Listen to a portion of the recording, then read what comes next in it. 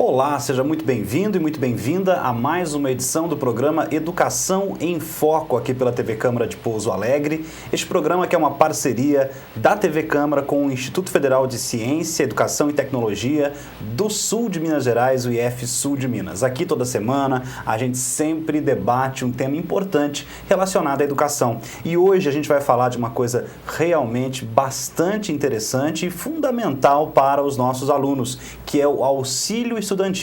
Para falar com a gente sobre este tema, nós convidamos a assistente social do Instituto Federal do Sul de Minas, Mayra Figueiredo Vieira, que aceitou prontamente o nosso convite, está aqui nos estúdios, vai falar com a gente hoje sobre este assunto que é importante. Primeiramente, muito obrigado, viu, Mayra, por ter aceito o convite, ter vindo falar com a gente sobre isso. Obrigada a você. Eu queria que você começasse falando para a gente o que é exatamente o auxílio estudantil.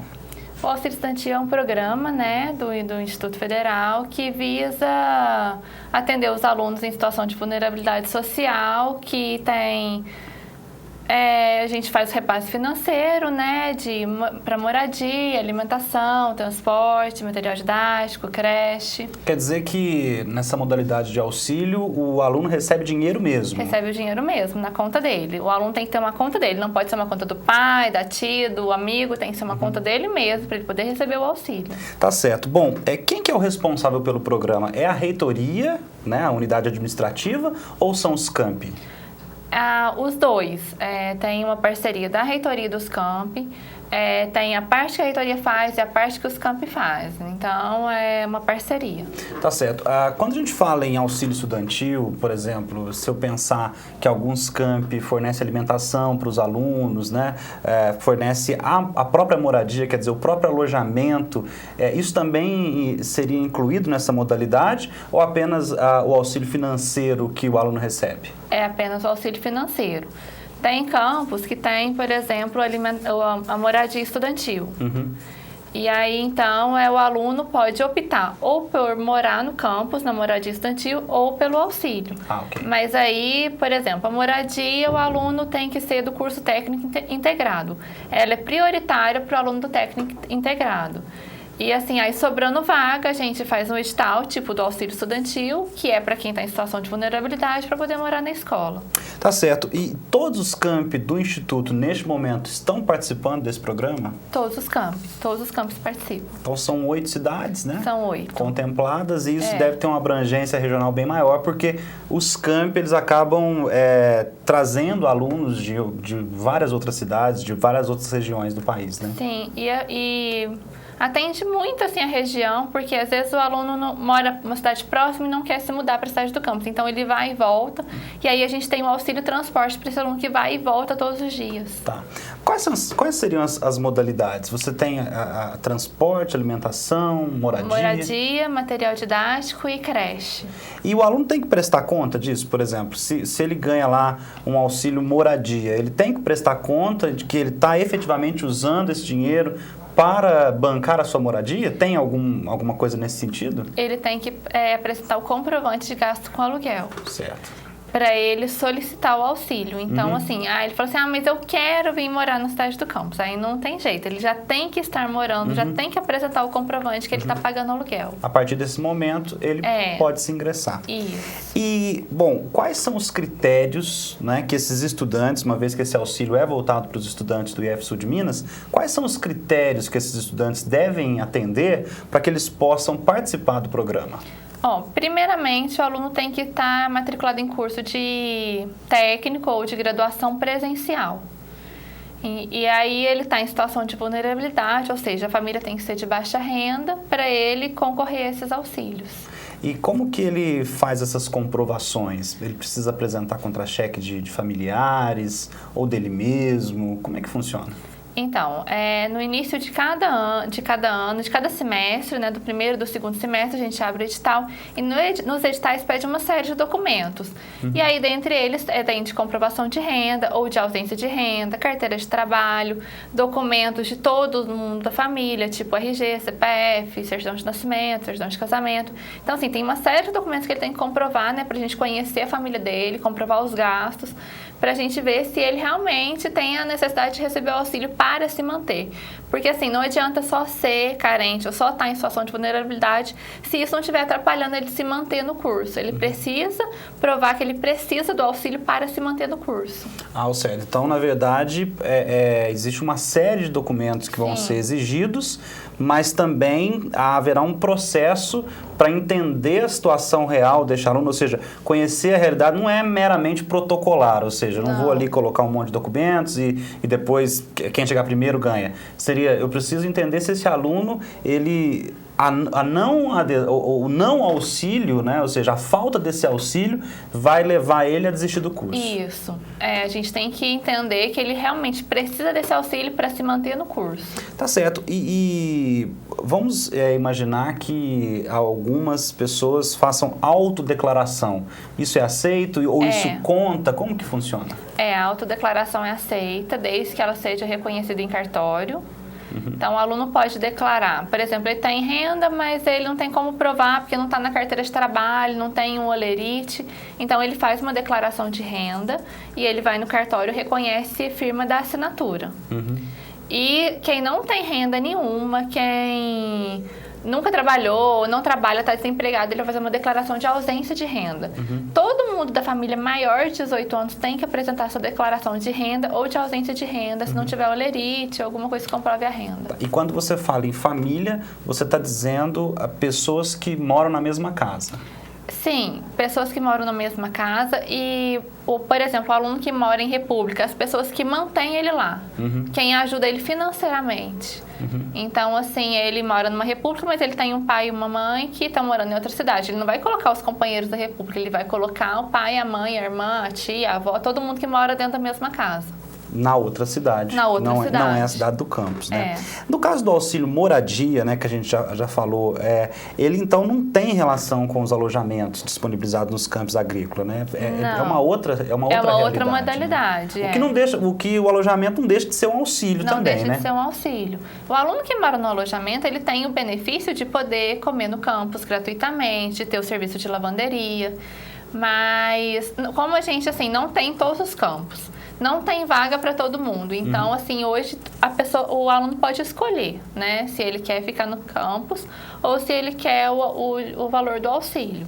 Vamos imaginar um aluno de curso técnico integrado, que é este aluno, né, que tem o direito a moradia no campus, né, a estar no alojamento do campus. Ele também tem o direito à alimentação, como você mesmo disse, né, e a lavanderia e tantos outros benefícios que, sem dúvida nenhuma, vão também ajudar na permanência desse aluno. Mas, imaginando que haja vaga ali no alojamento e ele prefira o auxílio estudantil em dinheiro, ele pode fazer uma opção por um dos dois? Hoje ele ainda pode. A gente está desenvolvendo uma política para que regulamentar isso, né, para a gente ocupar todas as vagas do alojamento, porque o alojamento é muito lindo, muito legal, e ocupar essas vagas, porque o aluno tem mais benefícios estando no alojamento que recebendo só o valor do auxílio, que é um valor pequeno, que não cobre todos os gastos com a moradia, cobre só uma parte dos gastos. Então, assim, no alojamento ele não tem gasto nenhum. Às vezes o aluno tem uma certa restrição em ficar num coletivo, num alojamento, pode pensar por esse lado. Isso. Mas pelo que você está me dizendo, não vamos falar em questão de vantajoso, mas realmente o auxílio do alojamento com a alimentação, com a lavanderia e outras coisas que os campi agrícola oferecem, talvez ele seja até melhor do que simplesmente uma mera quantia em dinheiro, né? Isso. Tá certo. Bom, auxílio creche. Existe essa modalidade? Existe. Essa modalidade é para os pais de estudantes. Então, o pai ou a mãe que tem filho até 6 anos incompletos, ele recebe um valor, né, para pagar a creche ou a babá, mas no horário que está estudando. Então, se ele estudar à noite, tem que pagar para alguém uma babá à noite, mas tem que comprovar esse gasto. Se é durante o dia, comprovar esse gasto com creche ou babá durante o dia, mas tem que comprovar. E mesmo assim não é um auxílio integral, né? Deve Não. ter uma tabela ali. É um valor fixo, é um valor pequeno, é só para auxiliar mesmo. A gente sabe que não paga o valor total de uma pessoa para cuidar da criança ou de uma escola. Tá, e me diz uma coisa, um aluno, ele pode ir acumulando auxílios? Por exemplo, eu tenho filho na escola, eu preciso de pagar aluguel, eu preciso me alimentar. Um aluno, ele consegue acumular auxílios? Consegue. O aluno pode, na hora que ele solicita, ele pode solicitar todos os auxílios, mas, como eu já disse, ele vai ter que entregar a documentação e a gente vai analisar quais são os auxílios necessários para ele se manter na escola, para ele continuar estudando. Então, assim, ele pode pedir todos, mas vão ser avaliados. Tá certo. Bom, e o auxílio alimentação, como é que ele funciona? Tem mais de um tipo de auxílio alimentação? Como que isso é trabalhado no âmbito do Instituto Federal do Sul de Minas? Nós temos 2 tipos de alimentação. Um é para aluno que mora em república, pensão, sozinho, sem os pais, que é um valor maior. E é principalmente para os alunos que estão no curso superior. E o auxílio alimentação, que é um valor menor, que a gente chama de auxílio alimentação 1, que é para o estudante que vai e volta da cidade. Porque o estudante de ensino integrado, do ensino médio, que é os cursos técnicos, eles, pela LDB, ele tem direito de fazer as refeições no campus. Então, ele não precisa receber o auxílio porque ele já come gratuitamente no refeitório. Mesmo que ele não seja morador do alojamento, mas se ele for aluno do ensino integrado, que é aquele que vai de manhã e de tarde, né? Ou, enfim, de tarde e de noite, integrado médio e técnico, ele teria, então, o direito a fazer essa alimentação no camp e usar o refeitório do camp. Sim, do técnico subsequente também, porque ele também entra na modalidade de ensino médio. Então, o campus tem que fornecer alimentação para eles. Só que a gente tem alunos que são do técnico, que não são do integrado, que são do subsequente, mas que não moram com os pais, não vão e voltam. Então, eles também têm direito à alimentação. Aí, eles vão receber um valor menor que é para fazer essa alimentação fora do campus. Então, assim, tem a alimentação que é para ele se alimentar todos os dias no campus, no caso superior, e a alimentação que é paga para o aluno se alimentar em casa, no caso de quem mora em república ou pensão. E, assim, uma curiosidade, qual que é o contingente de alunos, neste momento, recebendo auxílio estudantil? Você tem algum dado para nos passar sobre isso? Talvez você não tenha esse dado agora, né? Mas se você tivesse, nós temos um grande contingente, pelo menos uma proporção de alunos recebendo esse auxílio estudantil, ou a maior parte dos nossos alunos não recebe? Olha, a gente tem aproximadamente 1.500 alunos recebendo auxílio estudantil, sendo que a maioria são do superior, porque eles não têm o direito, né, de morar no campus, só se sobrar vaga, não tem direito de fazer sua alimentação no campus. Então, assim, a maioria são de ensino superior. A maioria neste momento, então, está no ensino superior. Porque o ensino técnico, eles já têm, né, algumas coisas garantidas. Como essas que a gente está dizendo aqui, né?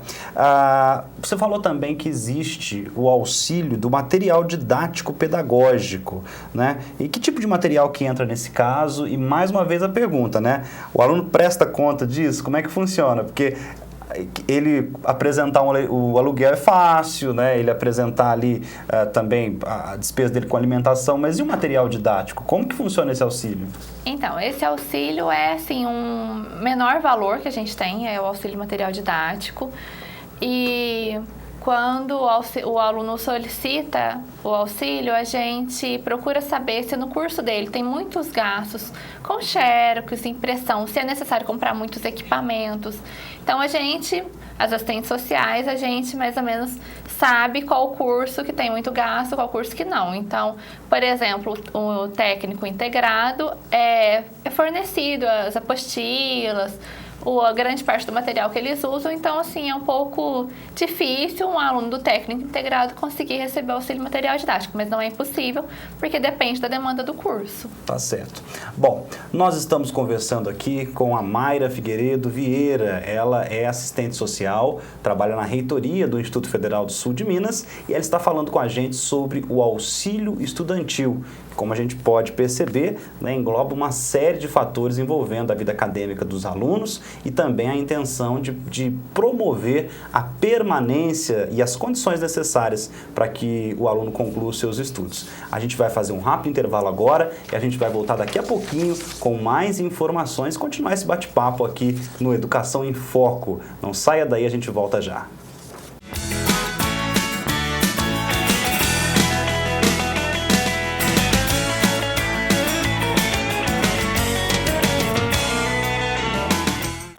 Você quer falar?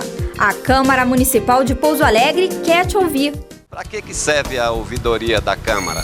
A ouvidoria serve para você fazer críticas, elogios, reclamações ou pedir informações aos vereadores ou qualquer outro setor da Câmara Municipal.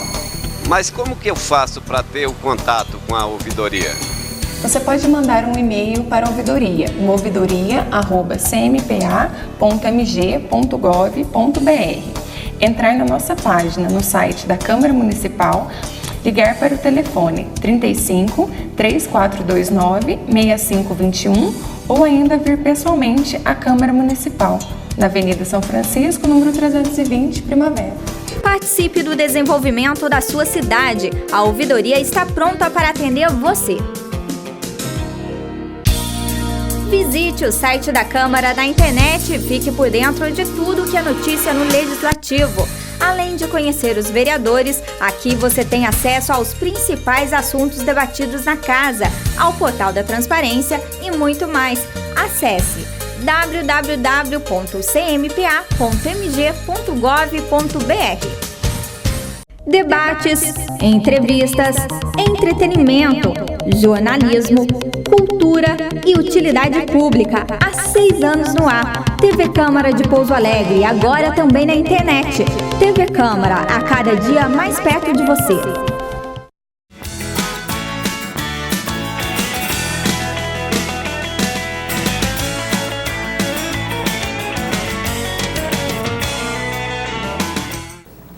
Muito bem, nós estamos de volta com Educação em Foco aqui pela TV Câmara de Pouso Alegre. Hoje nós estamos falando sobre um tema importante que é o auxílio estudantil.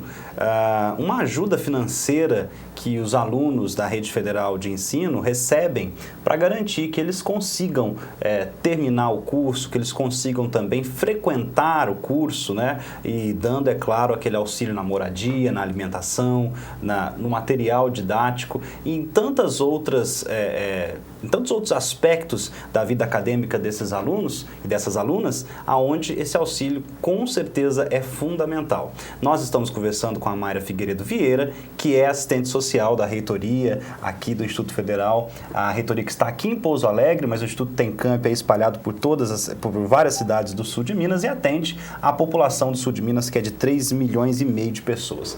Bom, Mayra, a gente já falou sobre as modalidades do auxílio estudantil, mas o aluno que está interessado, ou que às vezes pode até estar ingressando agora, vai ingressar o ano que vem no Instituto Federal, ele pode estar se perguntando, se estiver nos assistindo, como fazer, né? Ou seja, qual é o procedimento de inscrição, se existe um mecanismo online ou se isso tem que ser feito presencialmente, como que funciona a inscrição, a adesão do aluno a esse programa? Então, o aluno para se inscrever é online, é num sistema que a gente tem na página do Instituto, que chama Sistema Auxílio Estudantil. Primeiro, para o aluno fazer essa inscrição, ele tem que ter uma conta de e-mail válida, porque ele vai entrar lá e vai cadastrar o seu e-mail e a senha que vai ser gerada vai para esse e-mail que ele cadastrar. Então, tem que ser um e-mail válido, um e-mail que ele use. Né? Então, aí, com essa senha, ele vai colocar o CPF e a senha do primeiro acesso e vai pedir para ele trocar a senha, colocar uma senha pessoal dele para ele sempre vai ser pedido CPF e senha para ele acessar. Ele acessando, ele vai lá ver se tem algum edital aberto. Se tiver edital aberto, é só ele clicar em se inscrever e fazer a inscrição, seguir o passo a passo, preencher o questionário socioeconômico. E depois que ele preencheu todo o questionário, ele tem que entregar a documentação comprobatória, né?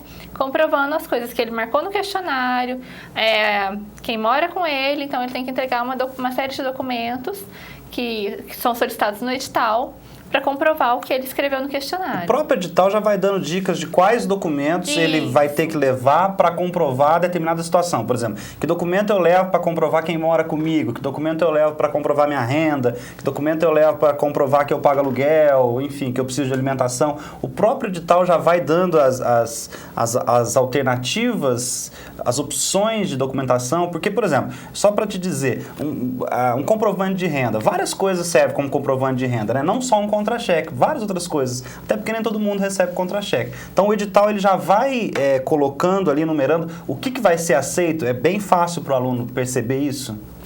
No edital, então, tem lá a parte do candidato. O que o candidato tem que apresentar? RG, CPF,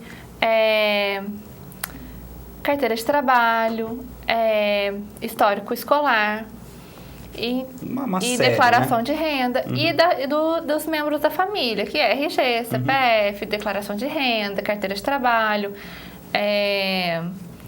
certidão de nascimento, certidão de óbito, caso alguém na família seja falecido. Então, assim, no edital tem bem discriminado, assim, se a pessoa trabalha por conta própria, o que ela tem que apresentar, se a pessoa é produtor rural, o que tem que apresentar. Então, assim, no edital está bem discriminado o que cada pessoa tem que apresentar. Certo. E aí, uma vez fazendo essa inscrição online, uma vez apresentando essa documentação, que provavelmente deve ser no campus, né?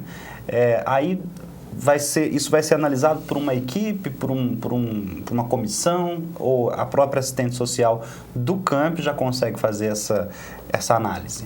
Então, aí a primeira etapa, né, o edital é dividido em 3 etapas. A primeira etapa é fazer a inscrição e enviar para análise, porque não adianta só fazer a inscrição e não tem um botão que é para finalizar e enviar para análise. Ele tem que enviar para a gente poder receber essa inscrição e entregar a documentação no campus. Feito isso, a gente vai para a segunda etapa, que é a análise da inscrição e dos documentos por parte das assistentes sociais. Nós analisamos em comissão, todos os assistentes sociais se reúnem para analisar as inscrições. O aluno passou, fez tudo direitinho, entregou a documentação, passou na análise, ele vai para a terceira etapa, que é a entrevista. Aí vai ser a entrevista dele com o assistente social do campus, para definir qual auxílio que ele precisa, para o assistente social bater um papo com ele, entender como que é a vida dele no campus, a família e tudo, uma coisa, um papo bem legal mesmo para assistente social. Reservado, obviamente. E reservado, né? É só o aluno e assistente social, ninguém mais tem contato com isso, né? A gente tem o sigilo profissional. O que o aluno fala ali, que a assistente social fica ali. E aí, dando tudo certo, o aluno passa a receber esse auxílio mensalmente. E ele vai receber esse auxílio mensalmente enquanto ele estiver cursando, ou existe um período e que depois renova ou não? Os nossos editais são anuais. Então, ao fim de cada ano, a gente faz um processo de renovação do auxílio. Então, é um edital simplificado, onde ele tem que entregar somente documentos de renda, ou se mudou alguma coisa na dinâmica familiar. Então, aí, para ele continuar recebendo no próximo ano. Então, todo final de ano ele vai renovar. E para ver, esses auxílios que ele recebeu foram suficientes, precisa acrescentar mais algum, pode tirar algum. Então, é feita essa conversa para renovar o auxílio para o próximo ano. Todo mundo que recebe auxílio, todo ano, vai fazer essa renovação e o Instituto vai ter acesso, a instituição vai ter acesso à progressão da vida familiar, financeira desse aluno. Ele pode ter piorado, melhorado, de repente ele melhorou bastante, aí vai dar a vez para um outro, porque eu imagino que o orçamento também seja fechado, né? Vocês devem ter lá um contingente orçamentário para atender todo mundo e aí não dá para brincar com isso, né? Se um aluno melhora a sua condição financeira e aí passa a não fazer jus ao auxílio, talvez acho que vocês sejam rigorosos nessa questão, né? Vamos passar para quem precisa mais, né? Sim, a gente sempre, se a situação financeira do aluno muda, a gente explica para ele, né, que infelizmente a gente vai ter que suspender o auxílio e para passar para uma pessoa que precisa mais. Em geral, os alunos entendem. Tá, então, só para a gente entender, explicar melhor para os nossos telespectadores, bom, nós temos o edital de, vamos dizer assim, de renovação de matrícula do auxílio, ou seja, para ele que já recebe, né, continuar recebendo esse auxílio, e nós temos também o edital dos novos auxílios, ou seja, esses auxílios estudantis que vão começar. Todos eles são feitos no final e no início do ano, porque você me disse aí numa das respostas, né? O aluno vai lá e vê se tem edital aberto. Então, assim, esses editais são sempre feitos no início do ano, sempre tem uma data já mais ou menos programada, ou eles são feitos aleatoriamente ao longo do ano? Não, eles têm as datas certas. É sempre no início do ano, finalzinho de janeiro, abre as inscrições, e finalzinho de julho. Então, assim, de janeiro, abre final de janeiro e fecha final de fevereiro. De julho, abre final de julho, fecha final de agosto. Então, sempre para pegar esses alunos que estão ingressando, né, para eles sempre terem a oportunidade de se inscrever. Caso o aluno deu bobeira, perdeu a inscrição, ingressou, não ficou atento, deu bobeira, perdeu, aí ele tem a oportunidade de se inscrever no próximo edital do meio do ano. Então tem um no começo e um no meio do ano. Isso, e o de renovação que é no final do ano, volta de outubro, novembro. E até porque o do meio do ano deve ser importante por conta daquela questão que você me disse que o aluno, por exemplo, ele não pode dizer eu vou morar de aluguel, ele tem que já estar morando. Então, às vezes, ele acabou de ingressar no curso, ele ainda não tem como comprovar isso, né? Começou agora, mas aí no meio do ano, ali 6 meses, ele já consegue comprovar com mais facilidade, né? Sim, e a gente também tem assim, o aluno começou recebendo auxílio transporte porque morava em outra cidade e voltava e achou que estava muito cansativo e resolveu mudar para a cidade do campus. Ele vai conversar com o assistente social e pedir uma alteração desse auxílio. No meio do ano ele já pode fazer isso? Não, a qualquer momento ele pode conversar com o assistente social, explicar a situação e pedir para alterar o auxílio se a dinâmica mudou. Tá certo. Eu gostaria que você, como assistente social que né, falasse para a gente, além daquilo que nós já comentamos aqui, porque a gente ficou destrinchando questões técnicas, né? Mas falasse para a gente um pouquinho sobre a importância deste programa para a permanência dos nossos alunos, e não só a permanência dos nossos alunos, porque a permanência e o êxito dos nossos alunos do Instituto Federal, que tem mais de 40 mil alunos, ele vai refletir como melhoria da mão de obra para toda a região, vai refletir como melhorias econômicas, melhoria do nível salarial, porque afinal de contas estamos formando uma mão de obra qualificada. Então, qual é a importância deste programa para a permanência desses alunos? Então, assim, quando a gente conversa com os alunos, muitos deles relatam que se não fosse o auxílio estudantil, eles não conseguiriam se manter na cidade do campus, não conseguiriam ir e voltar da escola, não teria condições de se alimentar na escola. Então, assim, a gente percebe que, assim, se não fosse o auxílio, a gente perderia muitos alunos. Muitos alunos carentes, em situação de vulnerabilidade social, não estariam estudando. Então, assim, o auxílio vem para garantir que uma população que não tinha acesso à educação tenha. Então, assim, é extremamente importante. Se a gente perder esse recurso do auxílio estudantil, a gente vai estar perdendo muitos alunos.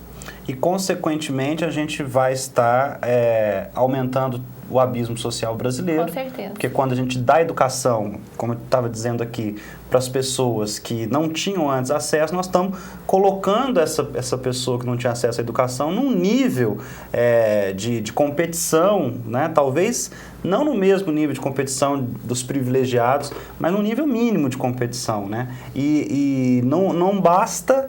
E você vai poder confirmar isso, não basta garantir o acesso. Isso é importante, temos que fazer. Ainda tem gente que briga com isso, né?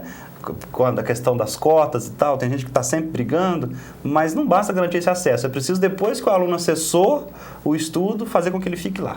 É necessário garantir a permanência, porque se você garante o acesso e não garante a permanência, não tem sentido. Não tem sentido você colocar um monte de aluno na escola e se eles não vão conseguir se formar, não vão conseguir contribuir com a sua comunidade, que é o intuito do Instituto Federal, né?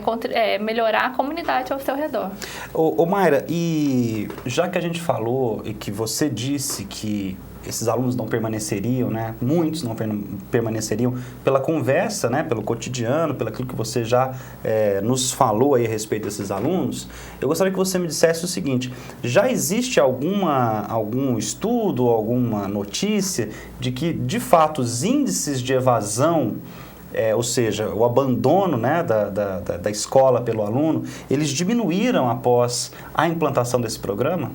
Então, oficialmente, nós não temos nenhum estudo ainda sobre a relação da evasão com o recebimento do auxílio estudantil, mas a gente percebe que o número de alunos que evadem, que recebem auxílio estudantil e que evadem são bem pequenos. Então, assim, e geralmente o aluno que está recebendo auxílio estudantil e venha trancar o curso ou desistir do curso, é por outras questões, não são por questões financeiras, é porque não gostou do curso, não se identificou, passou em outro lugar. Então, assim, não é por questões financeiras. Por questões financeiras, a gente garante que esse aluno vai ficar na escola. Está garantindo a permanência desse aluno, né? Bom, Mayra, muito obrigado pela sua presença aqui no Educação em Foco. Obrigado por ter esclarecido todos esses assuntos para a gente, né? E a gente deseja boa sorte aí no seu trabalho e para todas as outras assistentes sociais do Instituto Federal do Sul de Minas, que a gente sabe que é uma equipe que faz um trabalho incansável, né? São, acho que aí 9 assistentes ou menos que isso, para 1.500 alunos todo ano ali, analisando a cada 6 meses. Então, realmente é um trabalho muito puxado, mas que a gente sabe que está sendo desempenhado aí com toda a competência. Muito obrigado. Obrigada a você.